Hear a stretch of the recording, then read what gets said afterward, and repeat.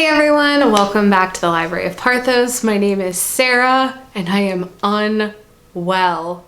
All I have to say is, oh no. Oh no, did this end on a cliffhanger and I was not prepared for it.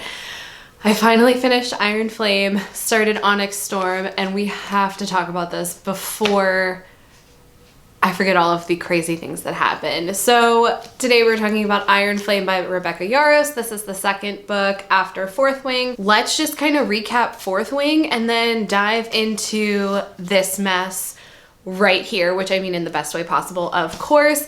And then I do have some thoughts that I want to talk through at the end, and also some predictions for Onyx Storm that I want to talk through as well. So let's dive in. I don't know that I would consider these high fantasy. Maybe in the comments let me know.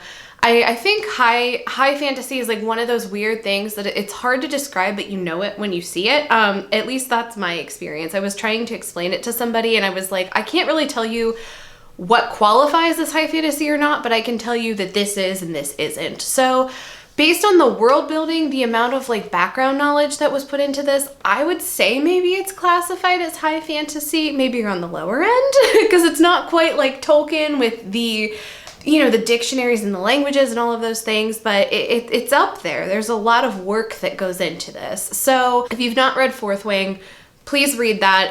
If you have and you want like just a more in-depth review, I do have a full review of that I will happily link. But just to kind of recap the main plot points, Violet Sorrengail is the daughter of a general and a scribe. She is one of 3 siblings. She's the youngest. Both of her older siblings have become dragon riders, but she has known pretty much her entire life that it is her destiny to become a scribe. And so when she is of age, she is going to join the scribe quadrant, and at the last minute her mother says, no daughter of mine is going to be a scribe. You're going to the war college and you are going to become a dragon rider. And this is really bad news because Violet is not very strong. She's not very fast. She's quite frail, and so the chances of her succeeding are very, very slim to none. So she walks across the parapet, which is kind of the first way to get into the Riders Quadrant that you basically have to survive to get in, and there she meets her childhood best friend Dane, who agrees to watch out for her. She makes a new friend while on the parapet, kind of, and she is thrown into this war college. Also part of the war college are these marked cadets who are the children of rebellion leaders, and so basically they carry this mark on them to let everybody know that they were part of this rebellion, and the only way that they have any hope of surviving, basically they have to enter the Riders Quadrant. So enter Xaden, who is the wing leader for Fourth Wing, where Violet gets placed, and also kind of has a death wish because her mother killed his father. So not great start. Violet is somehow successful in navigating her way through this school. She does bond with not one but 2 dragons, Taryn and Andarna. One is a black morningstar tail and the other is a golden feather tail, which is kind of abnormal. And she is just trying to navigate getting through this school. And so Taryn, her dragon, is bonded to Scale, Xaden's dragon. So unfortunately they are bonded together even though they're enemies.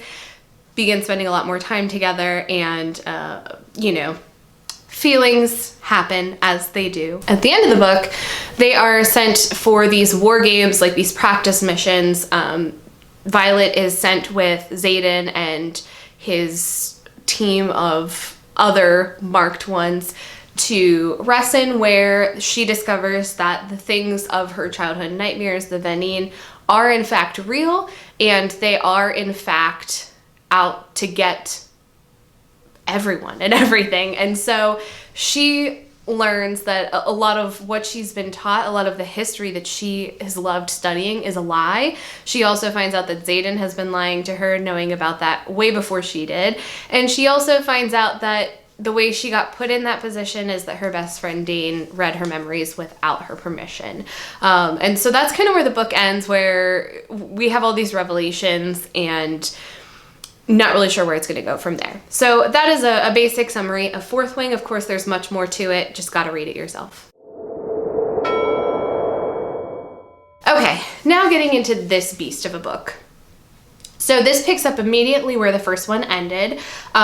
They are back at the War College. Xaden is graduating and he's getting his post assignment, which is, of course, like the worst position ever. He's on the front. And Violet is officially a second year cadet.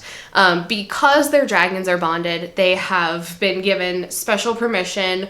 Basically, every week they're kind of rotating. So every week, one of them will go to the other's location so that the dragons can be together. So every 14 days, Violet will fly to wherever Xaden is, and every rotating 14 days, he will fly back to the college so that their dragons can be together.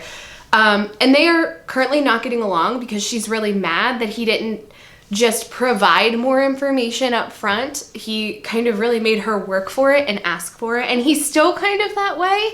He's like, I'll tell you things, but you have to ask the right questions instead of just offering it up because he wants to build a trusting relationship. So that happens a lot. As a second year, Violet is now watching all of the first years go across the parapet, come into the college. And one of those people is Sloane Mary, and she is the sister of Liam, who was Violet's bodyguard previously, and he was killed at Ressin at the end of the story, and Violet's just really shaken by that because she really tried to save him. There wasn't anything that she could do to save him. And so he made her promise, take care of my sister. She said she would, and so here she is, Sloane, who blames Violet for Liam's death, and so she just is out to get her in any way possible. But it's not good because Violet's a lot more skilled than she is, so it never really works out. Throughout the school year, Violet and the other marked ones are all kind of getting targeted at different times. There are multiple assassination attempts, especially there are some weird things happening from Varys, who's one of the high-ranking commanders in the army. He is a teacher. He has a really scary signet, which you find out about halfway through the book, that he's able to see your weak points, which is terrifying. And another terrifying part of the second year curriculum is that they have to do these recon missions to kind of just hone their infantry skills essentially. And they also have to go through torture training because the chances of them getting tortured are high. So let's make sure you don't spill the beans. So they're actually torturing them to practice not telling if you get tortured. And keep in mind that all of this is happening while everyone is operating on the assumption that the Griffin Riders are still the most dangerous things out there. Nobody besides a select few know about the Vanine, and that they are trying, that there's a secret rebellion trying to fight them and provide enough weapons for these non-shielded places. So there's a lot of Violet and Xaden trying to work through their relationship issues. There's a lot of gaining new information. Varys is doing all of these things to keep Violet and Xaden from seeing each other, and just to really, he doesn't have evidence to convict her, but he knows that she's guilty of something. So ultimately they are trying to find a way to raise the wards in places that are not warded so that they can be protected, especially these outlying cities outside of the ward barriers where they're just open to attack at any point. And so in their research, Violet goes into the archives to steal the journals of the original 6 dragon riders. And she's able to do this because another first year at the college is Eric, not his real name, that's a pseudonym that he's going by because he is one of the sons of the king, and he has kind of just snuck off to join the War College and become a dragon rider and do his own thing. So with his help, they're able to take 2 of the journals. They only successfully get away with one of them, and Violet is tortured again by Varys because he's pretty sure that he has what he needs to convict her now, and he is just breaking her apart and putting her back together over and over and over again, and there's really nothing that she can do about it. Finally, they're able to break out. Xaden does come to the rescue kind of at the last minute. I mean, he was there, but they kind of didn't need him. And Dane also has his moment too. Like, he's called into the torture chamber to help torture Violet, and he, he's very much sticks to the codex, and he's like, you can't torture somebody who's injured, that's against the codex. And when he goes to like read her memories, she just like hits him full on with everything that she's got, and he can see that she's actually telling the truth, like all of these awful things are happening.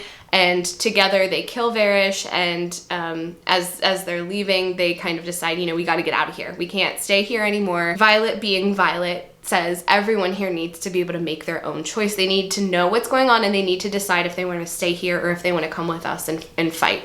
And so a large portion of teachers and students all agree. Okay, so all of these dragon riders are leaving the War College. They are evacuating to Erasia, which is where the rebellion is kind of set up. And so this whole project ensues. They're researching the wards. They're trying to figure out how to raise them. They're trying to get enough daggers. They need to do some bartering and trading. Violet is learning more about Xaden's childhood, his life, his relationships with other people. And so they get the wards up, but they're not fully functioning. It's enough to keep them safe for now, but not forever. So while all of this is happening, they get word from like the general commander Melgren, you can come back now and fight at our side.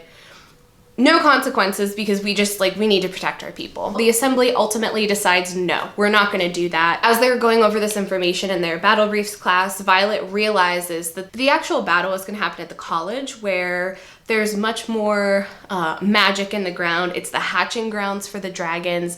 That is where they are in danger. And also all of the wards like emanate from that point. So if they're able to take them out there, they can take them out elsewhere. And so she decides, like, we need to go back. And that's what happens. A bunch of them go back. They prepare for this battle. It's everybody, no matter what side they were on before. Even the Griffin Flyers are involved at this point. And they are just all working together to try to beat this huge number of enemies that are on their way there currently. Let me just pause here. There are a couple of pieces of information that are necessary to move forward. And I kind of skipped over them because I wasn't quite sure when to bring them up. But let me just bring them all up now. Okay. So the enemy that they're fighting are the Vanine. So if you're unfamiliar with the series, this is going to be new to you. If you're familiar with it, you're going to be like, yeah, shut up, I know. So the Dragon Riders, they get magic from their dragons, from that connection. The Vanine pull magic from the earth and use that to create dragons. And so it's a much darker magic. It's like wrong, and so it corrupts them when they do it. And there are signs that this has happened. Red rings around the eyes, like protruding veins. You can tell. And so that's what they're up against. It's also important to note that Violet's second dragon, Andarna, was a feathertail in the first book, which just basically means she was an adolescent. And that information is not widely known. That's pretty hush-hush. And so as she's growing throughout the book, it becomes clear that she's going to be a black dragon like Taryn. However, there are some notable differences in how her scales look in different environments.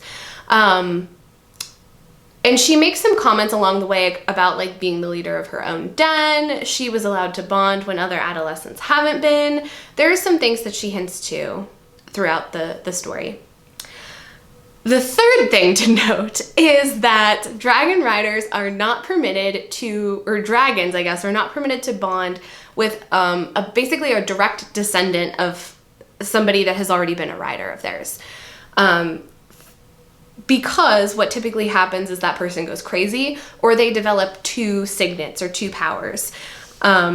If it's like an indirect line, like a cousin or a great aunt or a great uncle, that's typically okay, but like grandfather, grandmother, not okay.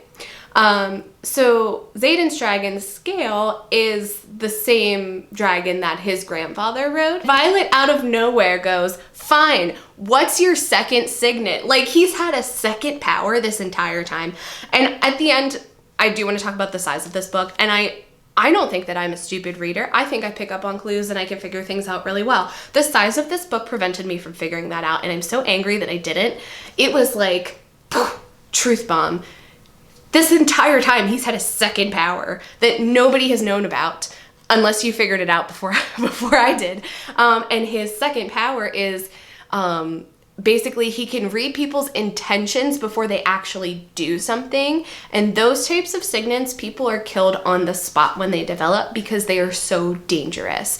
And so not only is he hiding a second ability, he's hiding a second ability that should have gotten him killed immediately. One last little bit of background information that's going to propel us through the rest of the story. In the first book, there was a character named Jack Barlow, and he was awful. He was so mean, and he basically tried to kill Violet every chance he got. And then she killed him, and it was wonderful. I loved it. I was so excited. In this book, he just shows back up, and he's been healed, and he's like really nice. Until they get to the War College, and they realize that the Veneen are going to try to like drop the wards somehow. They're going to try to do that. So they go down into the chamber, and lo and behold, there's Jack Barlow and his dragon just like ripping the ward stone apart. And you're like, why would you do that? Oh wait, are those red rings around his eyes? So he's been a Veneen this entire time, and he's just infiltrated the college, and he hasn't been getting healed. They've been trying to cure him, and they haven't. And now he's just like running loose. And so he destroys the ward stone. The wards are completely knocked down. All the Veneen and all their dragons can now enter, and the battle is like in full force. Violet hatches a plan. Her brother Brennan is a healer, a mender, and she's like, I need you to try to fix this ward stone. If you can fix it and we can imbue it with magic, maybe we can raise the wards, and that'll kill everything in one go, like completely wiped out. And so he's able to do that. And she and Xaden decide, like, we can only do this one time. We have to do it here. This is the place to do this. And so he is fighting on the front lines to buy her time, and she is getting ready to raise the wards. And her mom has kind of been on her side, but kind of fighting her a little bit this entire time. And she finally sees that she's right, and knows that this is the way to do it. And so they are trying to raise the wards. They have to imbue it with magic. Last time it took them like weeks to do it, and they just don't have that amount of time. And so her mom grabs Sloane, who Liam's younger sister, and her signet is that she's a siphon, meaning she can take magic from one thing and put it in something else. And so Violet's mom tells her, like, you have to take like my entire life force, the entire life force, all the magic of my dragon, and you have to put it in the ward stone or this will never work. And of course, Sloane is very hesitant to do that because she's like, this woman is asking her to kill her. Against her will, essentially, she agrees to do it. Violet's mom dies in the process, and it is enough magic to power the ward stones. Now she has discovered that it's 7 dragons, and that doesn't make sense because there are only 6 different types of dragons until you think about Andarna, whose scales are different than any other dragon.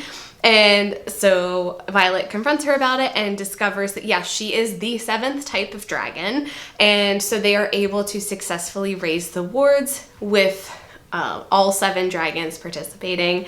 And all the Veneen are at least powerless. The wards being up doesn't kill them, but it does kill their dragons. And so they are much easier for everyone to take down. So after the battle, Violet finds Xaden.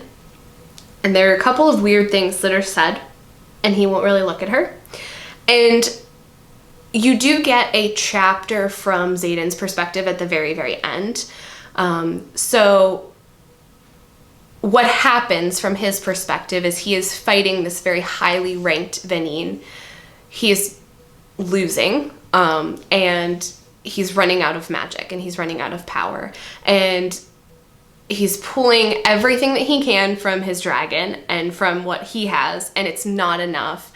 And he doesn't want to lose Violet. Like, he can't do that. He has to protect her. He has to make sure that she's able to raise the wards. And the whole time he's fighting him, this Veneen general, I think he was, is like, you know, I'm gonna kill you, I'm gonna step over your dead body, and I'm gonna go wrap my hands around her neck, and I'm gonna drain the life force right out of her. So he's just like egging him on this entire time. And so Xaden is running out of power, and so he feels power in the earth. I can't even talk about it. He feels power in the earth beneath him, and he pulls from that, and he's able to defeat him. Yeah, so he has like these red rings around his eyes. I'm doing such a bad job of explaining it. You just have to read it. So that is the end of the plot of Iron Flame. Let's talk my thoughts about the book and predictions for Onyx Storm. I know that Onyx Storm is already out, and I'm sure that a lot of you have read it already or started to read it, but I do want to kind of share some of my predictions, and I'm going to change a couple of them actually, because I watched an interview with Rebecca Yarros earlier today, and she did mention that this is going to be a total of 5 books, I believe. And so I was originally thinking Onyx Storm would be the last, and I had ideas how it would kind of wrap up. But I'm, of course, thinking the predictable thing, I think, would be that Xaden is struggling with this power, with wanting to take more, with doing the right thing to protect Violet. And it's gonna be a constant battle. And I don't know that he's going to continue to act on it. I think he might, but I'm not sure. My prediction, my big prediction is that Sloane as a siphon is going to be able to siphon the power out of him and into something else, maybe back into the earth. I don't know. And the reason I think that is because at the beginning of each chapter, there's like a little excerpt from other documents, and one of them did mention something about a siphon. And so I do think she's going to play a really important role. Now, I love this book overall. I powered through it partially because I knew I needed to read it before Onyx Storm got here, and also because it was just so good. But I do have some criticisms, and my biggest one is the size. Before I started, I had heard multiple people say that they felt this book wasn't edited as well as the first one, and that they felt that it was pushed out too quickly to get it published. And I think I would agree with that. I think there are definitely some moments in here that we could have skipped over, and there were some moments that I felt got skipped over that maybe were important. I do have to say, and I gave this praise in Fourth Wing as well, I do like her relationship between Violet and Xaden, because it's very focused on not so much, I mean, feelings, yes, but also the amount that they know about each other, and they know that that's a problem, and they know that they need to fix it. And I just think that that's great, because a lot of times, I've said it before, it's just too fast. It's like, I knew the first time I smelled you that I loved you. Like, what does that even mean? Like, who are we kidding? I mean, I'm the first person to say like, oh, it's fated mates, I'm all on board, but like, it's weird, right? And so throughout the story, they're you know, he's writing her letters to tell her more about his life growing up, but he's still keeping these big secrets. And I just gotta say, I would have kicked him out. But she does say my love is not fickle, and I like that too, because like, she's right though. Like, if, I mean, okay, honestly, like the Signet thing, I would have dumped him, but they're trying to work toward this trust, and neither of them have had that before. And so it's going to take time, and it's going to take work, and they need to be willing to put in the effort, which they both are. It's just they're not doing it right. So they got to keep working on that. So I did have another thought about Onyx Storm, that we would see some more Violet Dane stuff going on, because I don't know what's going to happen with Xaden. Like, is he going to go full baddie, and then Violet's going to be with Dane for a period of time? I don't know. But I did also hear in the same interview that Rebecca Yarros said she does not like love triangles, so I think maybe that's out. So I don't know. I really don't know, but I'm so excited to read Onyx Storm. Highly recommend. It's a chore to get through at times, but I really, really do recommend Iron Flame. Let me know all of your theories, all of your thoughts about the book in the comments. I'd love to talk about it more. That is the end of this, another very long video, but there's no way to get around it. Thank you so much for sticking with me and for watching, and don't forget to like and subscribe, and I'll see you guys soon. Bye.